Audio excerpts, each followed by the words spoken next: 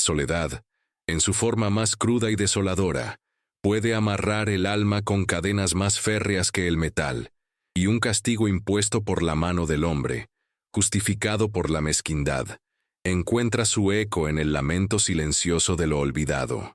Esta es la historia de una pequeña atada a la indolencia de un mundo que le dio la espalda, hasta que un pistolero, cuyo nombre era sinónimo de sombra y temor, se convirtió en su única luz, un faro inesperado en la tormenta de una existencia marcada por la crueldad. Es un relato sobre la redención forjada en el fuego de un corazón endurecido y el hogar encontrado en el abrazo de la más improbable de las figuras parentales. Antes de entrar en esta historia, cuéntanos en los comentarios desde dónde nos ves y suscríbete si quieres más contenido como este. El sol de mediodía caía como una sentencia sobre el polvoriento pueblo de Redemption Creek, un lugar cuyo nombre era una cruel ironía para las almas que allí languidecían. Las calles, estrechas y tortuosas, reflejaban el eco de los juicios silenciosos que se tejían en cada mirada furtiva. En el centro de esta miseria humana, atada a la cerca desvencijada de lo que antaño fue un granero, una niña de no más de 8 años, Clara, soportaba el peso de un escarnio público. Sus ropas harapientas se adherían a su piel sudorosa, y su cabello, enmarañado y sucio, caía sobre sus ojos vidriosos, que ya no vertían lágrimas, agotadas por la afrenta.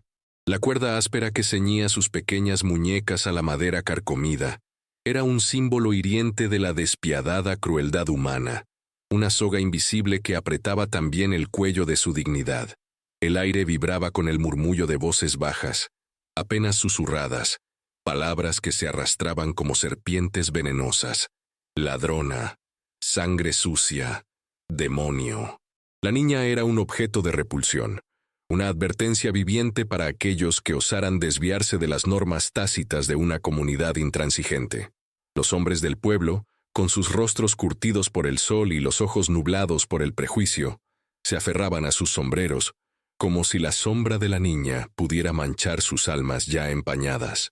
Las mujeres, con delantales manchados y miradas de acero, la observaban con una mezcla de repugnancia y satisfacción, cada una imaginando el terror que debían sentir en su lugar, pero ninguna ofreciendo una mano amiga.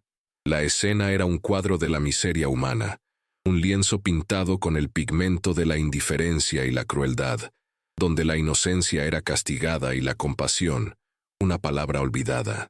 En ese instante de dolor petrificado, la sombra de un hombre se proyectó larga y lúgubre sobre el polvo, anunciando su llegada antes de que sus botas hicieran el menor sonido.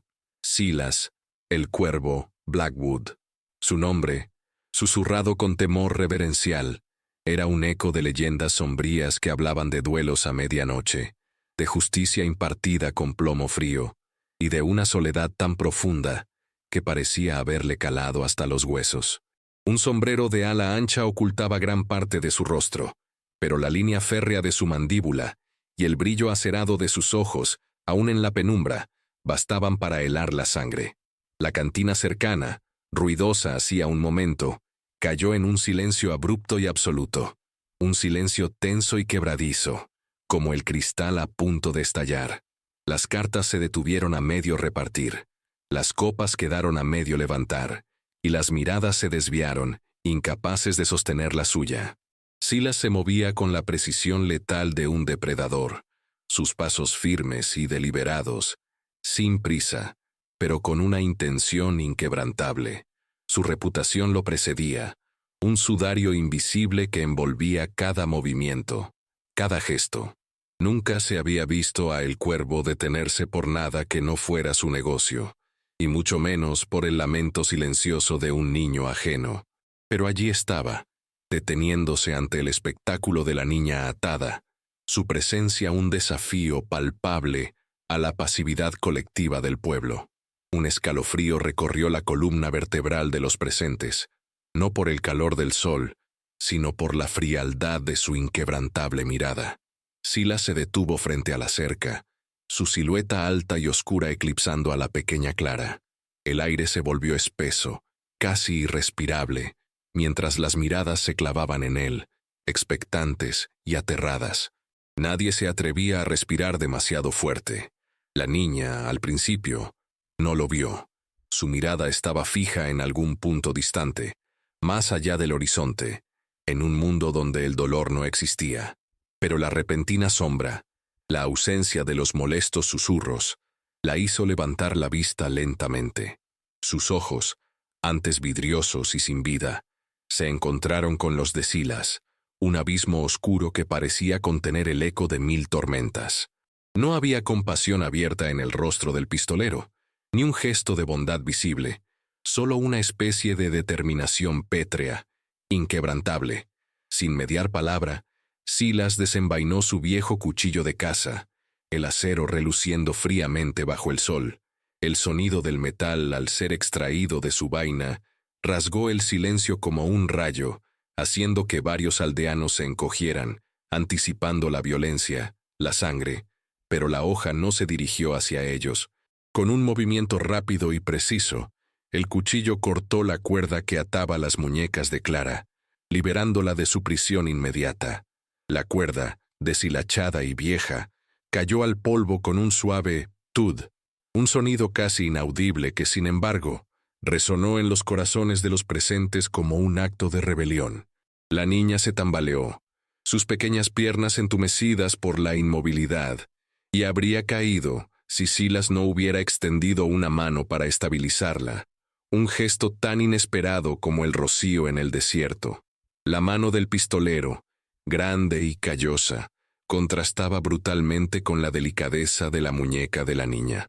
Por un instante fugaz, una chispa de algo parecido a la vulnerabilidad, o quizás una memoria olvidada, cruzó los ojos de Silas. La niña, aún en estado de shock, se aferró a la manga de su camisa, un gesto instintivo de miedo y de una extraña necesidad. Su cuerpo temblaba ligeramente, no solo por el agotamiento, sino por la magnitud de lo que había ocurrido. Silas, sin una sola palabra para el pueblo que lo observaba, ni una mirada de reproche o desafío, simplemente se dio la vuelta. La acción, tan escueta y definitiva, disolvió la tensión en el aire, pero la reemplazó con una confusión aún mayor. ¿Por qué el cuervo? ¿Por qué esta niña? Los susurros volvieron, más fuertes ahora, cargados de indignación y de un miedo renovado. Silas avanzó con la niña a su lado, sus pasos resonando con una autoridad silenciosa. No se desvió, no miró atrás. La gente se apartó de su camino como el agua de una roca, abriendo un sendero a través del gentío. El polvo se levantaba con cada paso, formando una efímera cortina que los envolvió. La niña, aún muda, se aferraba a su pantalón como un pequeño espectro, sus ojos fijos en el suelo. La imagen era inquietante. El pistolero más temido de la región, un hombre que se movía entre la vida y la muerte con una facilidad escalofriante, llevando consigo a una pequeña criatura, frágil y desamparada. Era una visión que desafiaba toda lógica, toda creencia. ¿Qué pasaría ahora? El sol continuaba su descenso, pintando el cielo con tonos de naranja y púrpura, pero el aire de Redemption Creek seguía denso con la pregunta tácita. ¿Había el cuervo encontrado un nuevo objetivo, o quizás una extraña forma de redención en la inocencia que había liberado? La pregunta se cernía sobre el pueblo, un presagio, una sombra que se extendería mucho más allá del anochecer. El sendero que llevaba a la cabaña de Silas se retorcía como una serpiente a través de las colinas áridas, lejos del bullicio y el juicio del pueblo. Era un lugar austero, construido con madera tosca y rocas, casi mimetizándose con el paisaje agreste. El silencio allí era profundo, roto solo por el susurro del viento entre los pinos y el ocasional graznido de un cuervo, un sonido que a Silas le parecía familiar, casi consolador. Al llegar la niña, Clara, seguía a su lado como una sombra, sus pequeños pies arrastrándose sobre la tierra seca.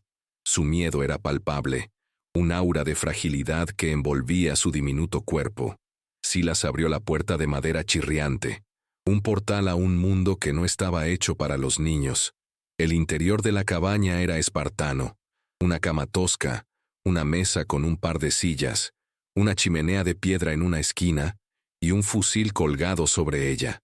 Las paredes desnudas parecían absorber cualquier atisbo de calidez. El aire, denso y cargado con el olor a humo de tabaco y pólvora, no era un aroma para un hogar, y menos aún para una niña. «Siéntate». La voz de Silas era áspera, poco acostumbrada a la suavidad. Apenas un susurro que rasgó el silencio. Clara se dejó caer en una de las sillas. Sus ojos, grandes y asustados, recorrían el lugar, buscando algo, cualquier cosa familiar o reconfortante. No había nada. La incomodidad entre ellos era un tercer personaje en la habitación, tangible y pesada. Silas, sin saber qué más hacer, encendió el fuego en la chimenea, el crepitar de las llamas llenando el vacío del diálogo. El resplandor rojizo iluminó los contornos de la cabaña, proyectando sombras danzantes que parecían cobrar vida en la oscuridad. El calor comenzó a disipar el frío que se había adherido a los huesos de Clara. El pistolero buscó en un baúl un trozo de pan seco y un poco de carne salada, la única comida que poseía. La colocó en la mesa, sin mirarla directamente, como si el acto de ofrecerle alimento fuera un tipo de debilidad que no quería reconocer. La niña lo observó con desconfianza, pero el hambre, una fuerza más poderosa que el miedo, la empujó a tomar un trozo. Sus dedos pequeños se aferraban a la corteza dura, su rostro mostrando una mezcla de alivio y una tristeza profunda. Mientras comía, el sonido de la masticación era el único ruido. Silas la observaba de reojo, sus ojos grises como el plomo, sin revelar nada. La imagen de la niña, tan pequeña y vulnerable, sentada en su austero hogar, despertó en él una sensación extraña, casi olvidada. No era compasión en el sentido más puro, sino más bien un eco, un vago recuerdo de una época muy diferente. Un destello fugaz, como un relámpago en la noche, cruzó su mente.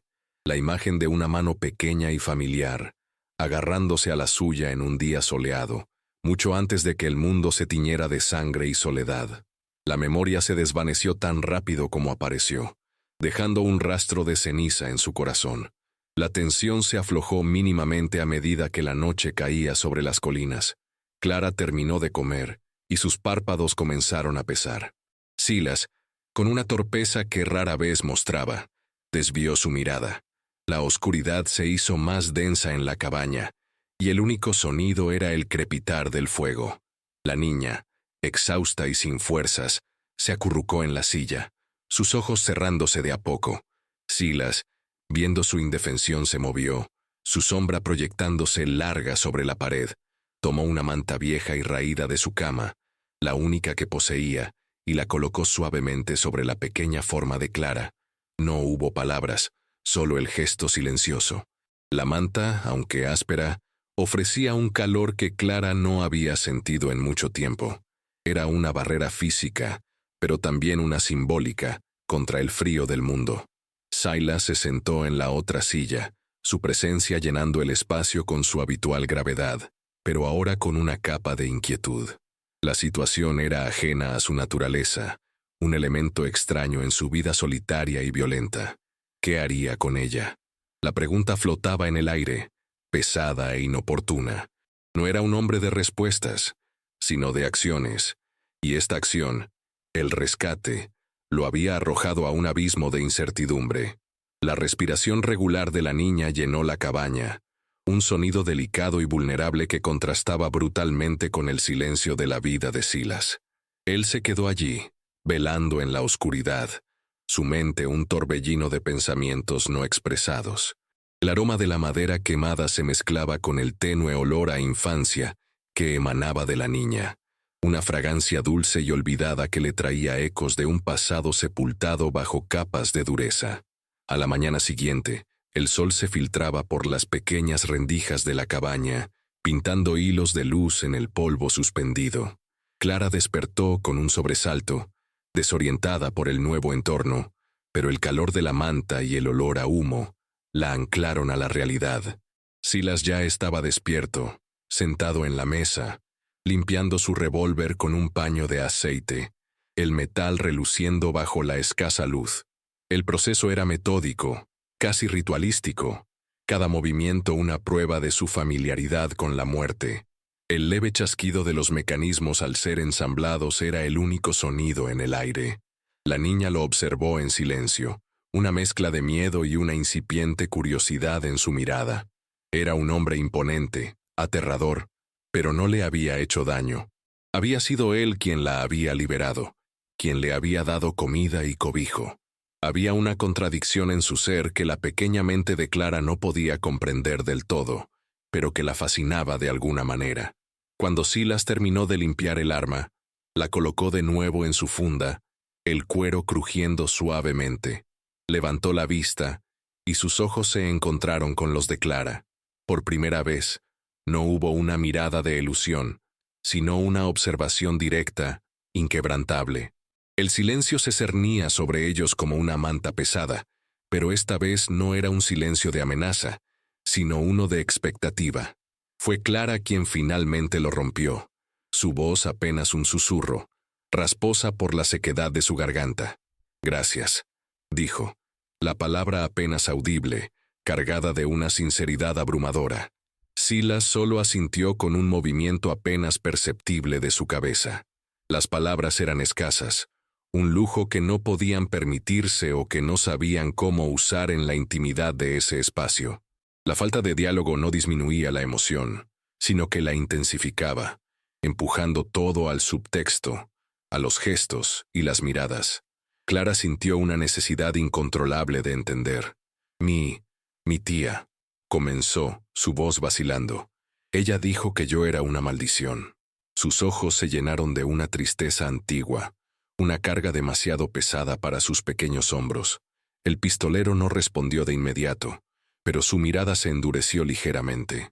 Recordó fragmentos de murmullos en el pueblo, las acusaciones de robo, de una enfermedad que había diezmado a la familia de la niña, dejándola a ella como la única superviviente, la única mancha en el historial impoluto de una familia que ahora la despreciaba. La gente, Silas finalmente habló, su voz más áspera de lo habitual. La gente dice muchas cosas. Su tono era una advertencia, una constatación de la hipocresía inherente en la sociedad que los rodeaba. Era la primera vez que expresaba una crítica tan abierta, un juicio sobre aquellos que lo temían, pero que eran, en su propia miseria, aún más crueles. Clara se dio cuenta de que ese hombre entendía el dolor del juicio, la condena sin razón, de una manera que nadie más lo hacía. La mañana se deslizó hacia el mediodía en una quietud tensa. Silas, rompiendo la inercia, se levantó y se dirigió a una esquina de la cabaña, donde guardaba algunos utensilios de pesca rudimentarios. «Tenemos que comer». Su voz era monótona, desprovista de emoción, pero la acción era clara. Clara lo observó mientras él preparaba una caña improvisada. Había una eficiencia brutal en sus movimientos, la misma que mostraba al limpiar su arma. El aire se llenó con el aroma de la madera quemada y el tenue olor a las hierbas silvestres que se filtraban por la ventana. La niña, en su inocencia, comenzó a ver más allá de la máscara del cuervo, más allá de las historias de violencia y muerte. Vio un hombre que, a pesar de todo, estaba haciendo algo por ella. Era un pequeño acto, sí, pero para Clara, que había conocido la desolación de la indiferencia, era un océano de bondad. La cabaña, antes un lugar de frialdad y soledad, comenzó a adquirir un tenue tinte de algo más, algo parecido a un refugio, un santuario improvisado contra la hostilidad del mundo exterior. Era una paradoja cruel. El pistolero más temido, el paria, el hombre cuya presencia congelaba la sangre de los hombres, era el único que ofrecía un atisbo de calor a una niña repudiada. Los días se convirtieron en semanas, y las semanas se extendieron en una secuencia lenta de aprendizaje mutuo. Clara, con su curiosidad innata y su espíritu resiliente, comenzó a explorar los límites de su nueva vida. Aprendió a sentarse en silencio mientras Silas limpiaba sus armas, el olor a aceite y pólvora convirtiéndose en una fragancia extrañamente tranquilizadora.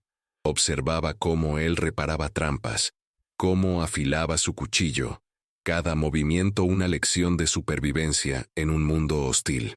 El diálogo entre ellos seguía siendo escaso, palabras contadas, pero el subtexto era una conversación rica y compleja. Una mirada de Silas bastaba para transmitir aprobación o desaprobación, una inclinación de cabeza para indicar entendimiento. Clara, por su parte, aprendió a leer las sutiles señales en el rostro del pistolero, las pequeñas líneas alrededor de sus ojos que se profundizaban cuando algo lo perturbaba, la rigidez de su mandíbula cuando recordaba algún dolor lejano. El silencio entre ellos no era vacío, sino pleno, cargado de significados no verbales.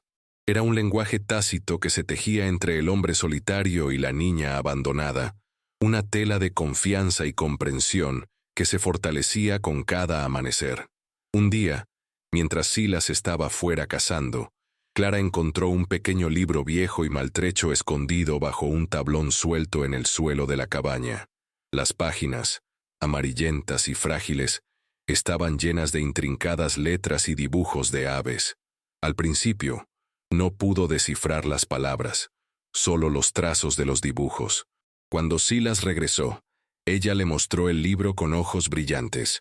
Él lo tomó con cautela, sus grandes dedos rozando el papel delicadamente. «Un petirrojo», murmuró, señalando un dibujo. «Un gorrión, un cuervo». La voz de Silas era diferente al nombrar a las aves, más suave, casi melancólica. Clara se dio cuenta de que ese libro era especial para él, un fragmento de un pasado que nunca compartía. Él comenzó a leerle, al principio con dificultad, las palabras tropezando en su garganta áspera, pero luego con una cadencia más fluida. No era una historia, sino descripciones de aves, sus cantos, sus hábitos. Era una ventana a un mundo diferente, un mundo de belleza y asombro, que contrastaba brutalmente con la dureza de su existencia. A través de las descripciones de las aves, la niña captó el anhelo no expresado del pistolero, el contraste entre su vida brutal y el delicado mundo que el libro revelaba. Era un atisbo de la humanidad oculta bajo la corteza de su reputación. Un flashback fugaz se apoderó de Silas. La imagen de un patio trasero, el sonido de una risa de niño, el tenue aroma a jazmín en el aire. La memoria era borrosa, pero el sentimiento de pérdida era agudo. La ironía era cruel. Un hombre cuya vida se había definido por la eliminación, ahora se encontraba protegiendo y de alguna manera, cultivando una nueva vida. Las metáforas visuales surgían en la cabaña. Clara, como un pequeño brote de diente de león, encontraba la manera de florecer en la grieta más inhóspita.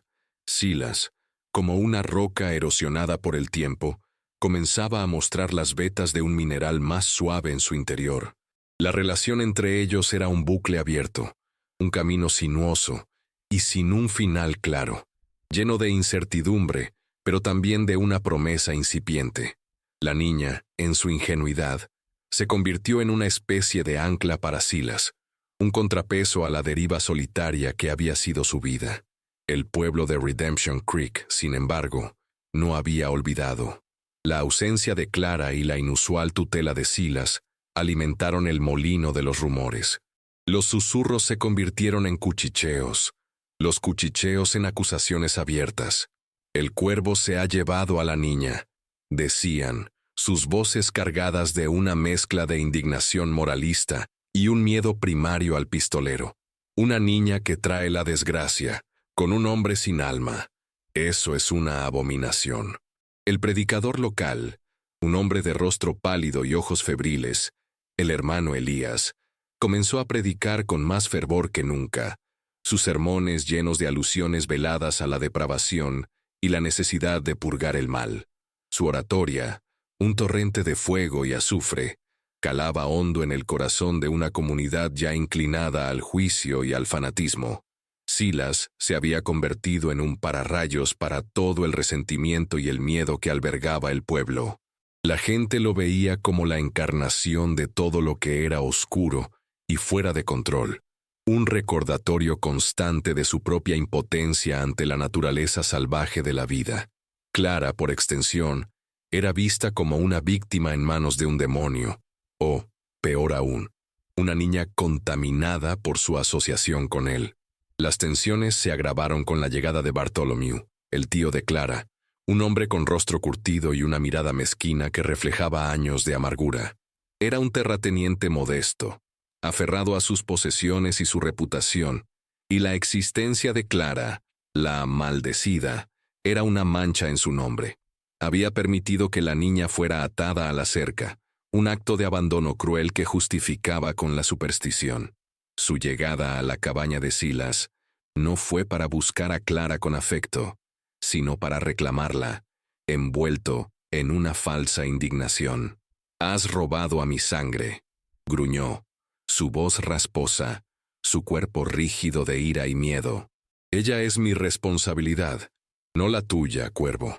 Esta niña es una plaga, pero es mi plaga». Era una declaración llena de ironía. Un hombre que había abandonado a su sobrina ahora reclamando un derecho sobre ella, impulsado por el miedo al qué dirán y una vaga noción de propiedad. Silas observó al hombre con una calma letal, sus ojos como dos puntos de hielo en la sombra de su sombrero. No había emoción en su rostro, pero una tensión palpable emanaba de su cuerpo. El aire alrededor se cargó de electricidad, anticipando el inevitable choque. El enfrentamiento se hizo inevitable. Una mañana, la pequeña cabaña de Silas se vio rodeada, no por un ejército, sino por el pueblo entero. Hombres, mujeres, incluso niños, formaban un semicírculo hostil. Llevaban horquillas, antorchas y rostros encendidos por la convicción y el miedo. El hermano Elías, en el centro, levantó su Biblia como un escudo y un arma.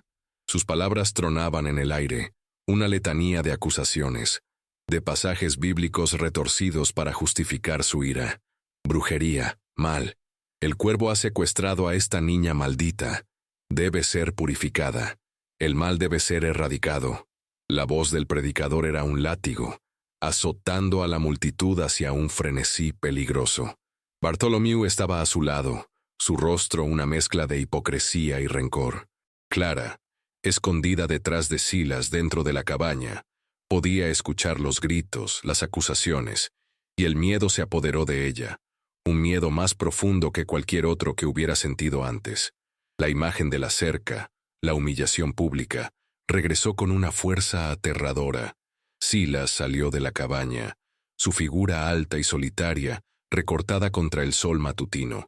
No llevaba su revólver a la vista, sino las manos vacías, un gesto que, para la multitud, era más inquietante que cualquier arma.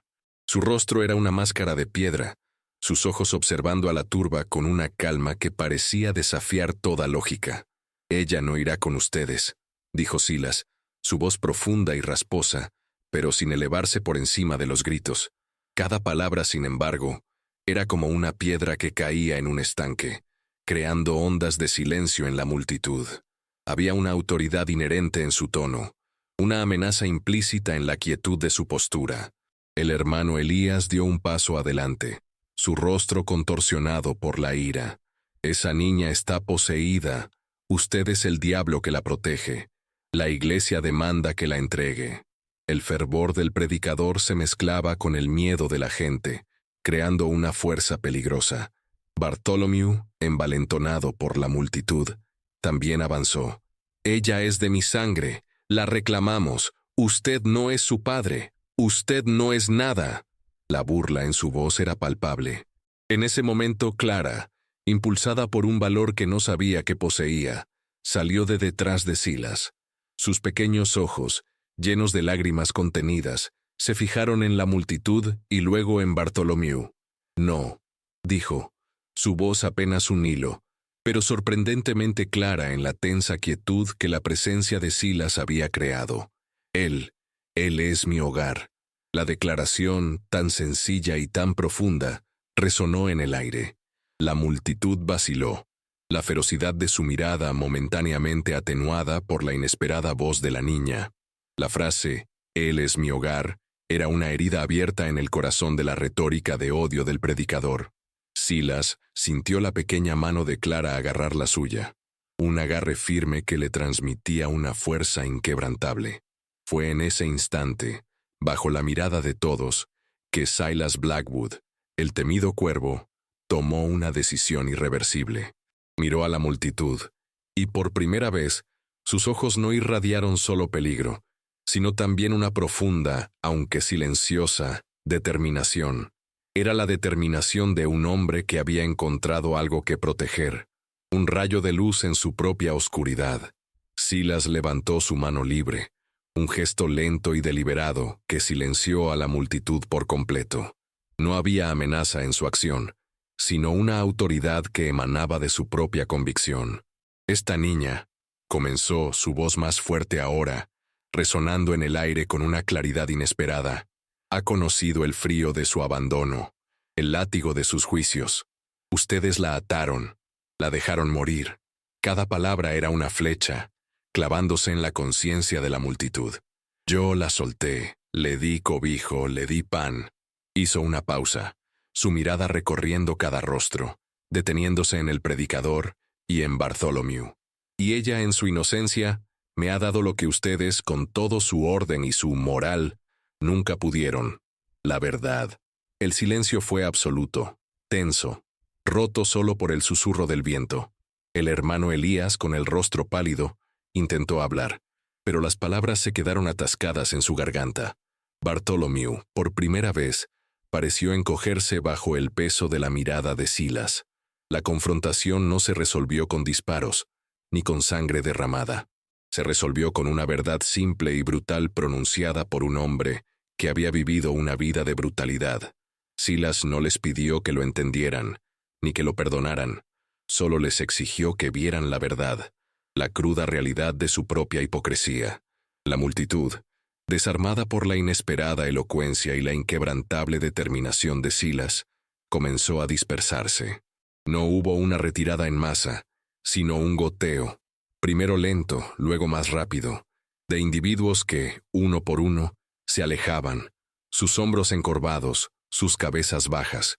Las antorchas humeaban, las horquillas se arrastraban por el suelo. El predicador, despojado de su autoridad, se dio la vuelta y se alejó en silencio, sus palabras vacías resonando en el aire. Bartholomew lo siguió, su figura encogida, la derrota grabada en su rostro.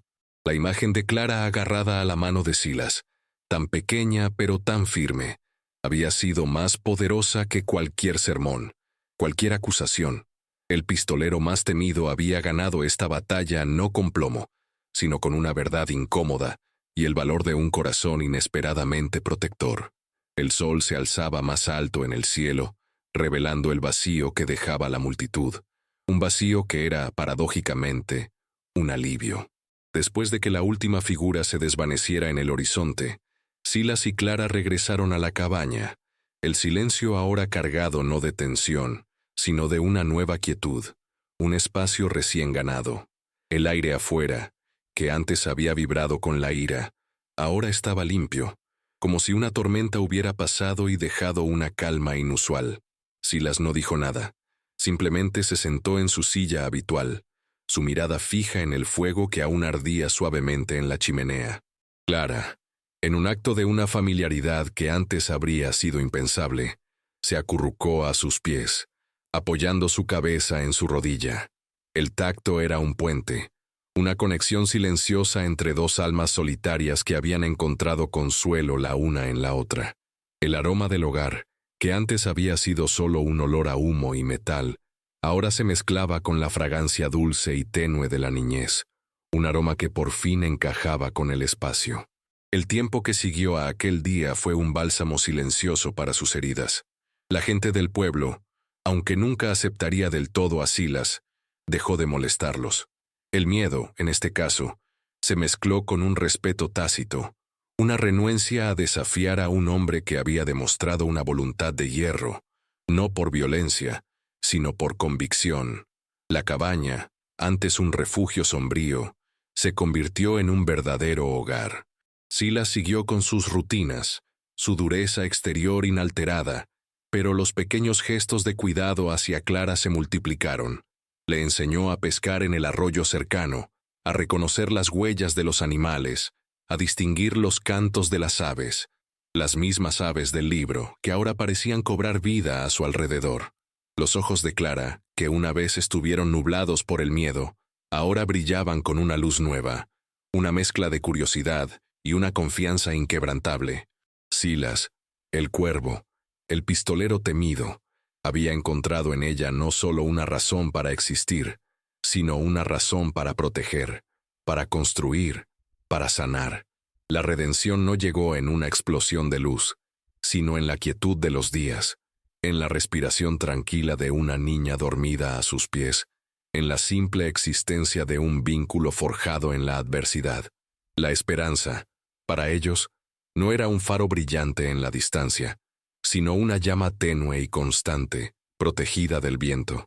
Era la promesa de que, a pesar de las sombras del pasado y la oscuridad del mundo, siempre se podía encontrar un refugio, un hogar, en los lugares más inesperados, en los corazones más insospechados.